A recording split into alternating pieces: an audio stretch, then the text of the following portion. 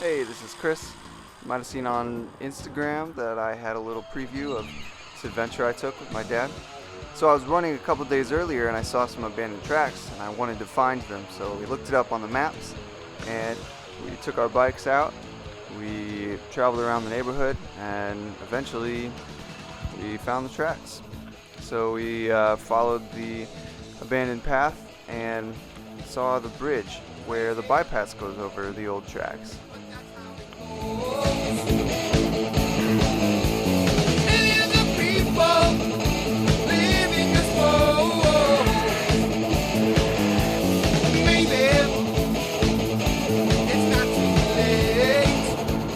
Among the graffiti, we saw the leftovers of a mattress and a boat turned upside down. So we decided to keep going, follow the trail. So we went through some thick brush and on the other side of it came out on an open area where the power lines went over. Power lines made a buzzing sound that was kind of frightening, so we went under them and found another area with power lines in a lagoon and through some more brush until we eventually came out on a cornfield.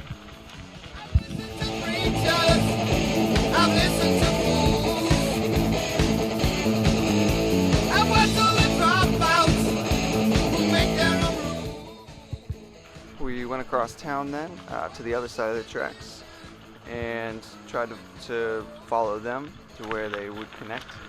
However, this section of tracks didn't really exist. There was a little bit of a path, but it was kept away from the public, covered by this fence.